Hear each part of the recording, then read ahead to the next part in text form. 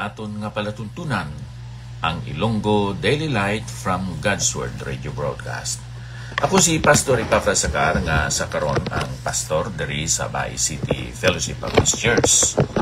Kag bisan pa dira sa Dumaguete ang Dumaguete City Cornerstone Baptist Church kaupod ni Pastor Raydan Mayong Diretso. Dira sa Dumaguete ang amon nga pagtililipon nagasugod alas 3 tubtob alas 5 sa hapon kada Domingo sa Ilina 2 Manhattan Suites Inn, Kalindagan, Dumaguete City, Negros Oriental. Busa abyan kung naara ikaw sa Dumaguete City, amon ikaw ginaagda sa tinagipuso sa pagpakig-upod sa amon sa pagtuon sinang pulong sang aton Dios kag sa pagsimba man sa iya. Sa sining adlaw aton hambalan ang ginatawag pagka mainit-init o kon pagkaalabaab o kon lukewarmness sa kabuhi sa mga Kristohanon. Abi nimo ang lukewarmness o kon ang pagkaalabaab sa espirituhanon nga pagpangabuhi isa sang mga ginatawag naton signs sa pagbalik sang aton Ginoo. One of the signs of Christ's coming. Ang pagkaalabaab sa mga Kristohanon sa ilang nga pagpangabuhi kag sa pag-alagad sa Dios. Kung kaisa sila mainiton sa pag-alagad, kung kaisa sila mabugnaw sa ilang nga pag-alagad sa Dios. Kung sa aton pa daw hunas kag taob, no, ang ilang nga pagkabuhi subong nga mga Kristo. Karon aton makita diri sa ginhambal sa balaan kasulatan sa Galacia kapitulo 6 bersikulo 9 kag 10. Kag amo ini ang aton teksto sa aton nga pagtuon kag pagpamalandong sang pulong sang aton Ginoo. Nagasiling sa English.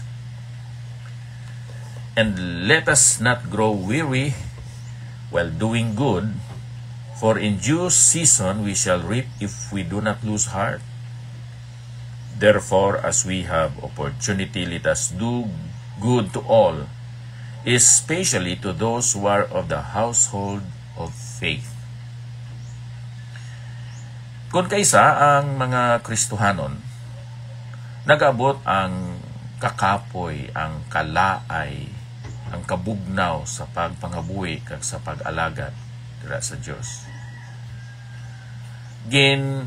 Kilala kag nahibaluan ginpaalinton ini ni Apostol Pablo sa mga Kristohanon dito sa probinsya sang Galacia. Kay ining Galacia lain ini sang mga ginsulatan ni Apostol Pablo kaangay sang Roma, isa ka syudad, Corinto, isa ka syudad, Efeso, isa man ka syudad, sa Pilipo, sa Colosas, sa Tesalonica, ini mga syudad sa diin may mga lokal nga mga kaiglesianan.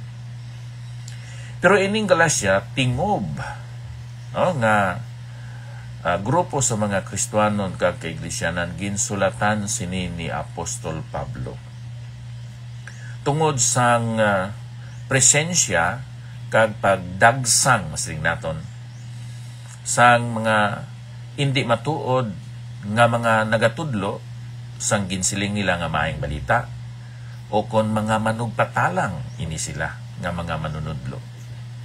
Ini sila mga Judaizers. Intudloan ang mga kasimbahanan nga gintukod pero nabiyaan ni Apostol Pablo kag siya mga kopdanan nga hindi kinahanglan nga biyaan ang mga palatukuran kag ang mga kostumbre sang mga Hudiyo. Kinahanglan magbalik sila sa mga ritualis sa mga Hudiyo bisan nga sila nakabato na sa kay Ginoong Hesukristo. Kag tungod sa sining sayop nga mga katudluanan, sayop nga mga pagtulunan kag doktrina. Naghatag ini sang kaluyahon sa kabuhi kag sa pangalagad sang mga Kristiyanon sa sining probinsya sang Galacia. So si Apostol Pablo sa nakahibalo siya sini, nagsulat siya, "Let us not grow weary while doing good, for in due season we shall reap if we do not lose heart."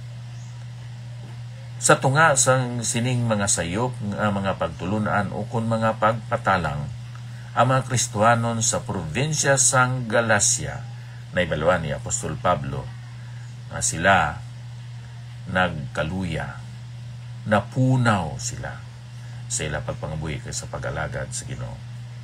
So iya ginhatagan sila sang inspirasyon kag sang encouragement. Paano? Siling dere ang reward, no? "For in due season we shall reap if we do not lose heart." Ining pagpangabuhi kag pag-alagad sa Dios kaangay ini abyan nga ikaw nagapanggas sang tanom. Nagapanggas ikaw sang utan o kung nagatanom ikaw sang prutas. Nga kung ikaw nagapadayon sa pagkamatod, sa pagbunyag, sa pag-cultivate, sa sinang imo gintanom, kung magapadayon ikaw, sa uli ikaw makabaton sang reward. Hindi lang reward nga diri sa kalibutan, kundi bisan pa dito sa himaya. So ari diri ang iyang encouragement. "We will reap if we faint not." Ikadua, ato nakita diri ang iya nga conclusion sa sining iya ginsulat. "Therefore, as we have opportunity, let us do good to all, especially to those who are of the household of faith."